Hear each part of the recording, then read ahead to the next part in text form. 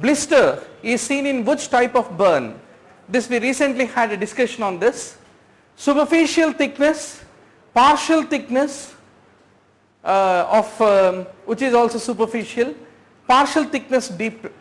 They are the two types of second degree. So out of that, the second degree, which is also called the partial thickness superficial, is the one which typically shows the presence of the blisters, is what we have to be very clear about. Naegleria fowleri, a very traditional question, is the one which is responsible for the meningoencephalitis, especially whenever there is any breach in the nasal mucosa. That is the point of entry for the Naegleria fowleri, is what need to be remembered.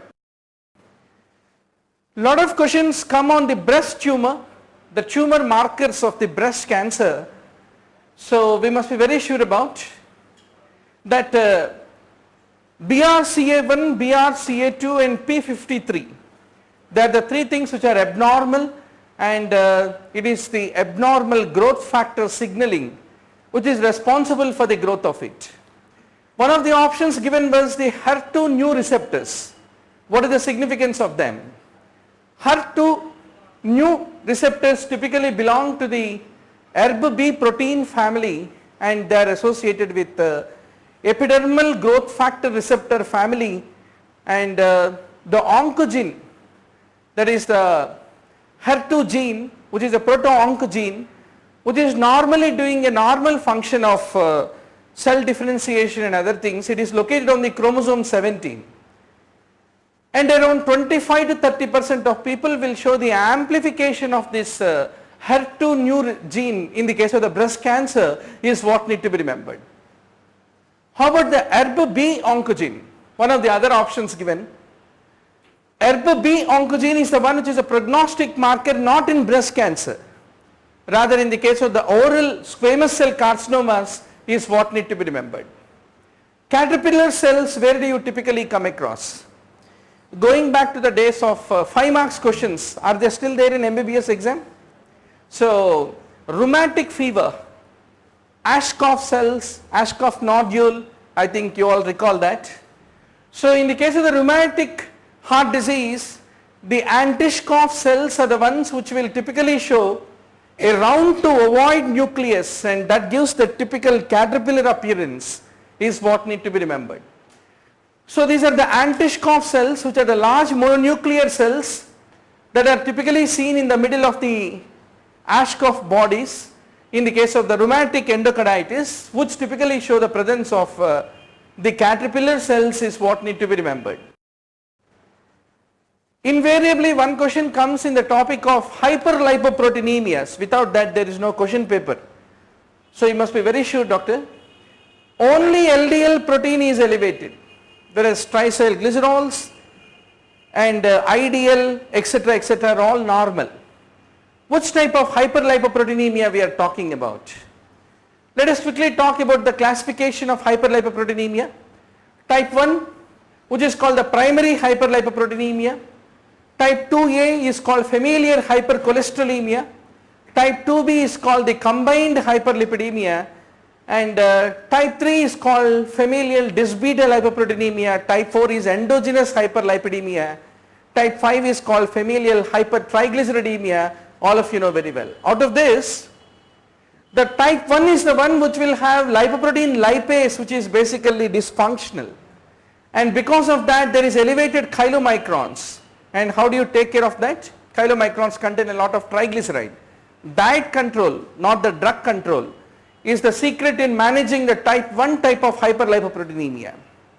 Whereas the type 2A is because of the LDL receptor deficiency, and here only the LDL is elevated, and that perfectly suits our question, that it is the type 2 hyperlipidemia where only LDL is the one which is elevated, is what need to be remembered. I think anatomy was a real tough part of the PGI this time. Scalp innervation, pinna innervation, foot toe innervation, all these peculiar questions. So you must be very sure. In fact, the innervation of the pinna is anatomically a complex innervation. Why? Because the ears are served both by the cervical plexus and also by the trigeminal nerve. That is the reason. So the branches of the cervical plexus, that is the great auricular, the lesser occipital, they all basically survive the posterior surface of the ear and also the lower 1/3 of the anterior surface of the ear also. Then the superior 2/3 of the anterior surface of the ear, it is the one which is innervated by the auriculotemporal branch of the mandibular division of the trigeminal nerve is what we need to remember. So in essence, both the greater auricular, lesser occipital and also auriculotemporal of the trigeminal, all of them are innervating the pinna is the carry home message. In neuroanatomy, very few questions I think. This is one interesting question. Vestibular nerve, the 8th cranial nerve. So what is the ganglion which you want to remember in relationship with the vestibular nerve, doctor? Just like you have geniculate ganglion, Gesserian ganglion for the other cranial nerves.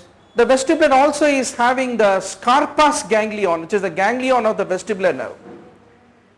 And it contains all those cell bodies of the primary afferent neurons, and the vestibular is very important to bring a lot of control. So how does it do that? What is the secret that vestibular nerve, if at all it is dysfunctional, we all get that giddiness and tinnitus. What is the reason for that? There is a tract called as the medial longitudinal fasciculus. Our 3rd cranial nerve, 4th cranial nerve, 6th cranial nerve, they are all basically linked because of the courtesy of this medial longitudinal fasciculus. And our eye movements are very important and our head control is very important for our balance to exist. Now this medial longitudinal fasciculus has got a very close relationship with the vestibular nuclei, because from that Scarpa's ganglion, the vestibular nuclei will be projecting onto this medial longitudinal fasciculus, and in turn medial longitudinal fasciculus, because of its coordination between our extraocular muscles, will control our vertical gaze. So that is the reason there is a relationship between these two. That's what examiner is seriously interested to know about. Now let us have a couple of comments on this medial longitudinal fasciculus. We have 3 cranial nerve nuclei, that is the 3rd, 4th and 6th, they are called the yoke nuclei of, they are the ones which are basically making our eyes to yoke around. So there is this medial longitudinal fasciculus will be connecting all of them, and also it will be innervating the muscles of the neck. And from where does this medial longitudinal fasciculus will get all its inputs from? Afferents.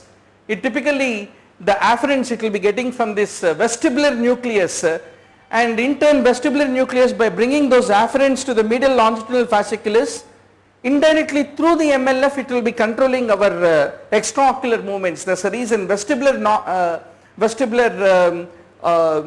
nerve and medial longitudinal fasciculus finally will coordinate with each other. Now let us go to the next question. Healing of the wound, what are the important factors that affect it? Age is the most important thing. Naturally the nature of wound, is it compound, infected or not, and the cause of the wound, and alcoholism, diabetes, like malnourished states where the immune response is basically affected. Now what are the various phases of the wound healing, doctor? We have a proliferative phase, reepithelialization, etc., etc. All the phases of them typically become decreased, especially in a malnourished individual. Now what are the pre-malignant conditions? Anyway, all of you will answer leukoplakia is a pre-malignant state. Now the question comes, is the lichen planus, is it pre-malignant? Within the domains of dermatology only there is a lot of controversy whether it is or not. There are some studies which have proven lichen planus is definitely pre-malignant, and some studies refuted it. Overall we can still consider C as a possibility. Then what is this lymphoplasia? Lymphoplasia is also called lymphocytoma cutis. It is a reactive process which happens in the lymph node, absolutely a benign condition. We all say if we take phenytoin we get a pseudolymphoma, right? So pseudolymphoma is one of the forms of the lymphocytoma, which is not a pre-malignant state, is what need to be remembered. Now leukoplakia is pre-malignant. How about the oral hairy leukoplakia? It is once more a misnomer. The oral hairy leukoplakia associated with the HIV infection, which is because of the herpes group of viruses, is not associated with the risk of the cancer is what has to be clearly understood. Now, what is the first line of drugs for hypertension? There is a rule of ABCD in hypertension management as a common clinician. What is the rule of ABCD, doctor? The rule is you can combine ACE inhibitor with beta blocker is one line of first line therapy. Other is you can combine one diuretic with a calcium channel blocker. I mean diuretic or calcium channel blocker. So it's called the rule of ABCD. These are called the first line drugs is what has to be remembered. Now, what are the various features of apoptosis? In apoptosis, all of you know there is a nuclear condensation which is called as pycnosis. There is a shrinkage of the cells, formation of the bleps, nuclear fragmentation is there, and finally apoptotic body will be forming. So chromatin condensation, nuclear fragmentation, chromatin fragmentation and nuclear fragmentation, they are all the chromatin condensation, nuclear fragmentation are the important changes. Now, lot of questions come on the vocal cords. This question we discussed many times. Posterior cricoarytenoid is innervated by the recurrent laryngeal nerve of the vagus. It is a abductor which will be laterally rotating the cartilage, and that is the most important effect of it. Now, let us go to the gallbladder. What is the pre-malignant state in the gallbladder? Porcelain gallbladder, you can see the presence of the delineation of that calcification which is seen along the wall of the porcelain gallbladder. Even radiologically also it will be typically be appearing. If you see this kind of porcelain gallbladder, do you want to do cholecystectomy? Definitely, because it carries around 22% chances and risk of developing the adenocarcinoma of the gallbladder is what need to be remembered. Now let us talk about the abnormal cardiac signs in the pregnancy and what are normal cardiac signs. Very common question. Clinically also I still remember diagnosing the first systolic murmur in an anemic patient actually, which was a functional murmur. So also in pregnancy finding a systolic murmur is functional. Any diastolic murmur in a pregnant female is sine qua non with a valvular heart disease. So we must know what are the normal features without any valvular heart disease or any cardiac illness. Still there can be the auscultatory signs. Let us look into it. Otherwise, what are the hemodynamic changes in pregnancy? The blood volume will increase by about 6th week and it will increase to nearly around 20 to 100%, an average of 50% rise is there in the blood volume. And the cardiac output, if you take, it will increase by about 45% by the time it is 24th week of gestation. And the tachycardia, heart rate also will increase by about 25% in later part of pregnancy. So around 90 or 85 of heart rate is not considered to be really abnormal. But in spite of all this, a rise of heart rate, a rise of stroke volume, cardiac output, still the pregnant women, if you calculate the left ventricular filling pressures, they are relatively normally maintained if you do a 2D echo, is what has to be remembered. Then the A wave and the V wave can become in the jugular venous pressure very prominent features. Pulse pressure become widened and the apical impulse typically become laterally displaced. They are all considered to be absolutely normal features in pregnancy. Similarly, the first heart sound become accentuated and the pulmonic component of the second heart sound also become increased, and sometimes third heart sound can also be heard in about 80%, still considered to be normal, which is not considered to be abnormal. If there is a third heart sound otherwise in a normal woman, non-pregnant woman, what is it indicative of? Left ventricular dysfunction. Now there is a universal finding of early ejection flow systolic murmur less than 3/6 grade along the left sternal border, which can be found in case of any pregnant female. Once more, 3/6 is important. If it is more than 3/6 also, a systolic murmur is considered to be abnormal in the case of the pregnant female. That's the reason look for the presence of the thrill, radiation and all the other features also, because all systolic murmurs are not really benign, depends upon what is the pitch and intensity of the systolic murmur also. Now the question comes, then how shall we diagnose? Based on what shall we diagnose the valvular heart disease in pregnant female? Any fourth heart sound is considered to be abnormal, diastolic murmur, any systolic murmur greater than that of the 3/6, any fixed split second heart sound or the presence of the opening snap, they are all considered to be absolutely abnormal. Now let us talk about the deep transverse arrest. How do you want to treat it? Another traditional question in the exam. What is the normal mechanism of the labor, doctor? There is a deflection corrected by complete flexion, whereas abnormalities include deep transverse arrest, persistent occipito-posterior position, and whenever the patient is having whenever there is a deep transverse arrest, what are the options available? Manual extraction, rotation and extraction by forceps can be done, and rotation and extraction using either Cleland's or Barton's or Chazonne's double application. So there are all the different methods, and certain scenarios mandate to go in a case of deep transverse arrest for the cesarean. Which scenarios? Suppose if contracted pelvis is documented, if there is a placenta previa, or if there is any prolapsed pulsating cord in a case of the deep transverse arrest, and if she is an elderly primigravida, they are all considered to be the indications for the cesarean section to manage the deep transverse arrest is what need to be remembered. Now what are the cell cycle inhibitors?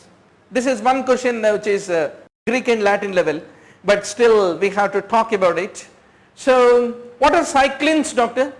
Cyclins are those family of proteins which are involved in the progression of the cell cycle. We have a G1 phase, S phase, G2 phase and M phase. Whereas come in the reverse order, that is the cyclin D is involved in G1 phase, E in the S phase, cyclin A is the G2 phase, and cyclin B is the mitotic phase. So these various cyclins are the ones which will enable the cycle to pass, cell cycle to pass from one phase into the other phase is what has to be remembered. Now this cyclin will be forming a complex with one CDK, which is also called cyclin dependent kinase. Whenever it forms a complex, then this kinase become a active form of the kinase is what has to be remembered. Now these cyclin dependent kinases, when they become active, then what will happen? That will in turn will cause the mRNA processing to happen, that will enable the transcription to happen, and that will make the cell cycle to progress in a forward direction is what I like to underscore. So accordingly we have different phases of the cell cycle and which cyclins are involved and which are the cyclin dependent kinases are involved in the respective phases of the cell cycle can become a potential question. So now the question comes, can we be able to use an inhibitor of this cyclin dependent kinases so that we prevent the progression of the cell cycle so that we can achieve our anti-oncogenic goals? Definitely, that is where the research lies. We have the drugs like the Selisiclib. This is the drug which is an example of a CDK inhibitor is what need to be remembered. Now if you look at this CDK, just like human population is divided into families, even the cyclin dependent kinases had also been organized in the form of families. Now what are the various families of this cyclin kinase inhibitors that are organized? There is one INK4 family, CIP1 family are the various families, and P16, P19, these are the other things. So examiner was finally asking what are the different families of the cell cycle inhibitors that include CYP1 family, INK4 family, P16, they are all the different families of cyclin dependent kinase inhibitor families is what has to be remembered. Now hypertension management is divided into elective, urgencies and emergencies. Now what drugs you use in emergency? It must rapidly bring down the blood pressure. So methyl-dopa, labetalol, hydralazine, phenyldopa, they are the various ones. Phenyldopa is the one which is a peripheral dopamine agonistic agent, and that will in turn will lower the blood pressure is what need to be basically remembered. Now what is the traditional drug that we use in the clinical practice, doctor? Nitroglycerin is what we use in our routine housemanship posting. Sodium nitroprusside also. What is most important precaution to run a sodium nitroprusside drip? Try to apply some black cover and then don't expose it to the light, and that is how we do. So nowadays the phenylidopam is increasingly used as efficiently as that of the sodium nitroprusside in the management of the medical hypertensive emergencies is what need to be remembered. Now what are the contraindications for the beta blockers? Complete heart block and also the congestive heart failure, some studies say it can become worsened definitely, and also diabetes, hyperglycemic levels can become worsened if we are using the beta blockers. Now yesterday in the PGI discussion we were talking about digoxin.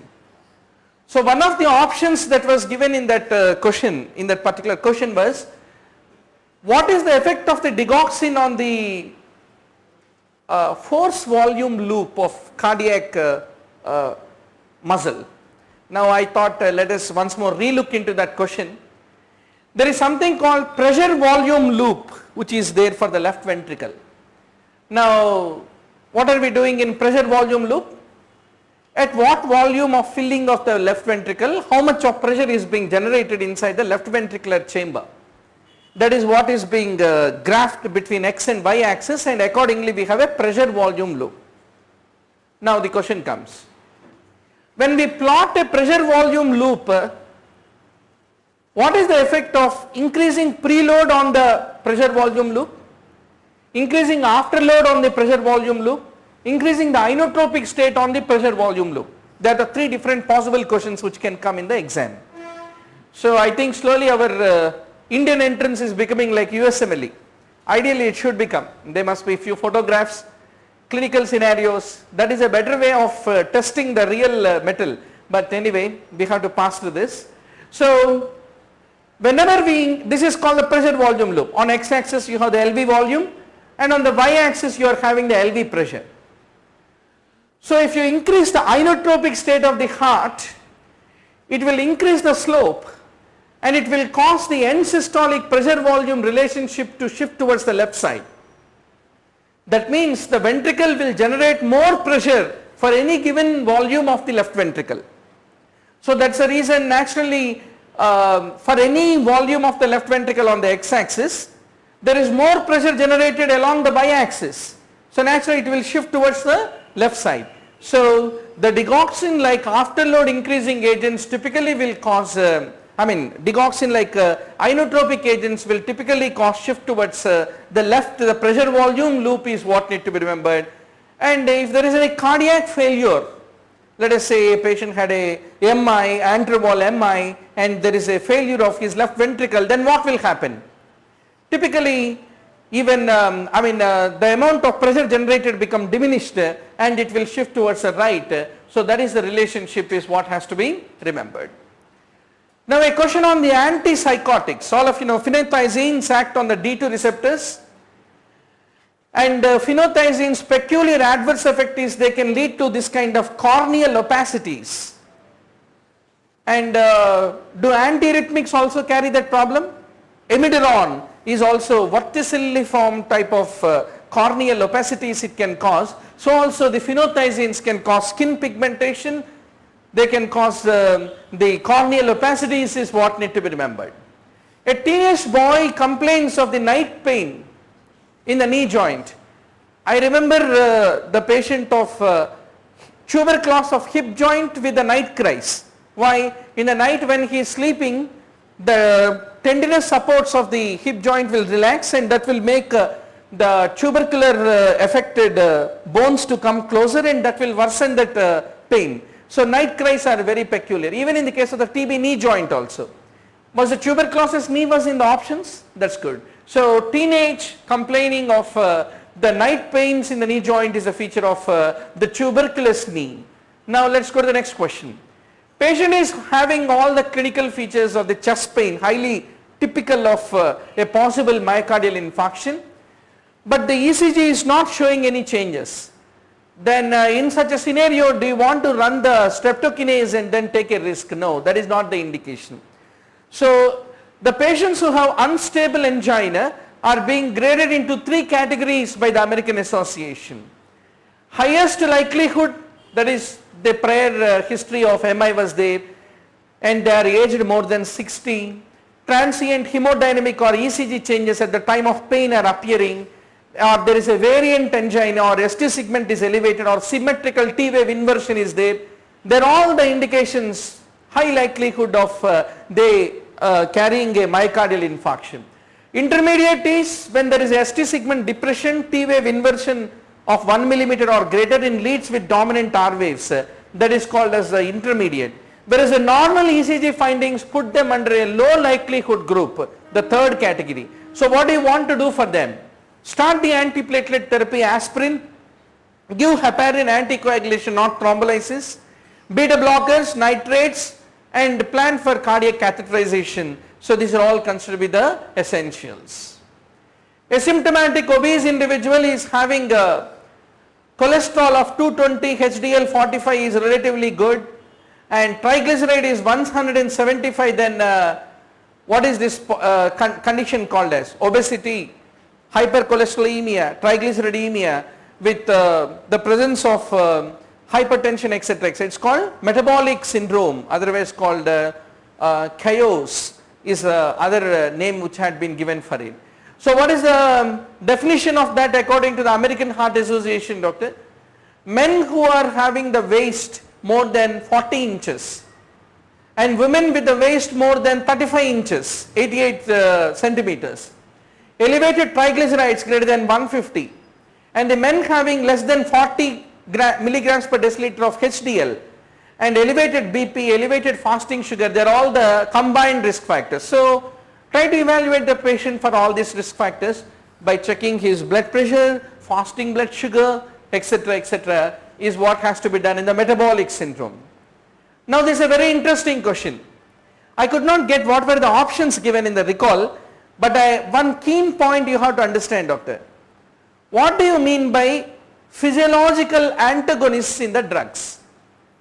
Physiological antagonists are opposite in their action, but is that opposition in the action is because of the opposing effects on the same receptor or on the different receptors, is my question to all of you.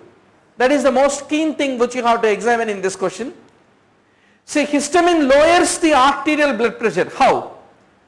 When histamine receptors are stimulated, vasodilatation is there, that will lead to hypotension. For example, if you give tubocurarine, there is a release of a lot of histamine and that lead to development of vasodilatation and hypotension. And who is the physiological antagonist to the histamine? Not antihistamine. It is the adrenaline which will rise the arterial BP by acting not on the histamine receptors but on the beta adrenergic receptors. So the definition of a physiological antagonist is they are the antagonists by virtue of their hemodynamic or any specific physiological function, but that is happening because of the action on different receptors, not on the same receptors. That is what we have to clearly and keenly understand. So if you, can you call epinephrine, propranolol as physiological antagonists? We can't call, because epinephrine is acting on beta receptors, propranolol also on the beta receptors.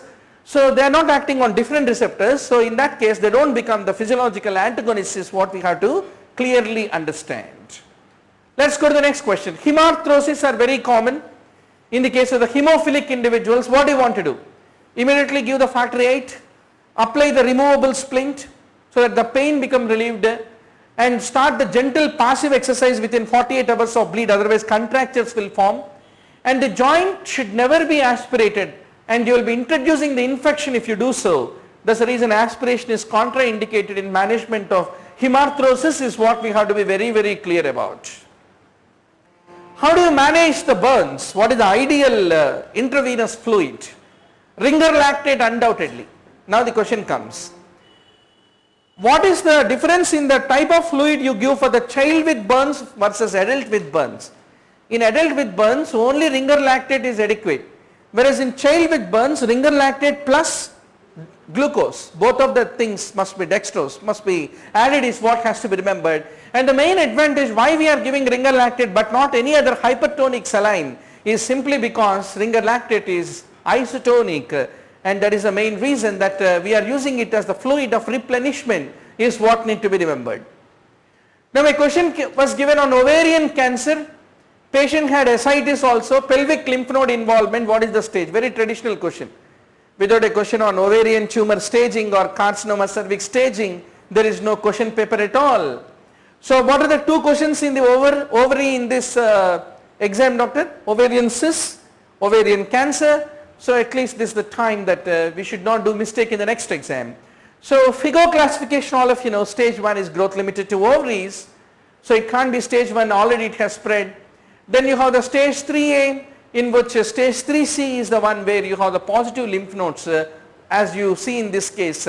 So that's the reason 3C is the group to which it typically falls to. Now let's go to the next question. Keloid. What is the difference between that of a hypertrophic scar and keloid? A very important question. A scar can become hypertrophic, but that is not keloid. It is called keloid only if it is growing beyond the margins of the wound. Then only you call it as keloid. That is what exact definition examiner is interested. Extending beyond the margins defines the keloid, and any overgrowth still within the margins of the wound is called hypertrophic scar, is what we have to fundamentally understand. What is the problem if you do excision for the keloid? It recurs. So it is not the best treatment, it is one of the treatment options which is available. So keloid in the Greek means the crab's claw. So the crab's claw, it's called because there is a lateral growth of the tissue into the unaffected skin crossing the borders of the wound is what need to be remembered. So where are the common areas where you come across? It depends, are you European, are you Asian, etc. At least in Asians, we being Asians, earlobes very common, upper extremities, neck, breast and chest. So they are the common areas for the development of the keloids. How do you manage it? You have occlusive dressings, compression therapy, interlesional steroids, 5-fluorouracil, doxorubicin, anything you can give into the tissues. But most important rule of keloid as a surgeon, some of you are going to be finest surgeons. Prevention is the best thing. If you are a good surgeon, you should not let the keloid develop unless you have a tie-up with the local plastic surgeon. I will operate and then send the patient to you for operating on the keloid due to my surgical incision. Now, what are the important preventive measures for preventing it? Non-essential cosmetic surgery, which is not necessary, should not be done. All surgical wounds must be closed with a very minimal tension, and incision should not cross the joint spaces and avoid the mid-chest incisions. These are the rules to prevent the development of the keloid. So you can do excision, you can do cryosurgery, laser surgery, etc. If so, then what laser you want to use? It is the pulsed dye laser of 585 nanometers, ND arc laser of 1064 nanometers. Any of them can very much be used. Now let's go to the next question. Vitreous is attached to the retina, but examiner allowed to know periphery of the retina, center of the retina, fovea of the retina, macula of the retina, where in the retina. So what is your answer, doctor? Why is it important is the question. There is a kind of retinal detachment which occurs because of the pull caused by the vitreous. So we need to remember that the outer part of the vitreous is in a tight attachment with the retina, especially at the point where the macula of the retina is located. So any vitreous pull will cause the retina to detach, which starts around the macular area, is the carry home message here. Pilosebaceous glands grow the propionibacterium, which is responsible for the acne, and it is a non-sporulating gram-positive anaerobic bacillus. Copper 380, how long it can be used, doctor? For about 10 years is the half-life of it. The last question is, yesterday we were talking superstitious or suppositous or whatever, what child it is. Actually it is a suppositous child. Now let us look what is the meaning of it. A woman will pretend pregnancy and delivery and later produce, see, this is a little Tom who is born, a live child. So why should a woman should do that? Probably she wanted to kill the female baby born and want to replace with a new boy for the cultural reasons. So that is one such possibility. So any such faking of saying that I have a child Though in reality there was no child born, is called as the supposititious child, is what need to be remembered.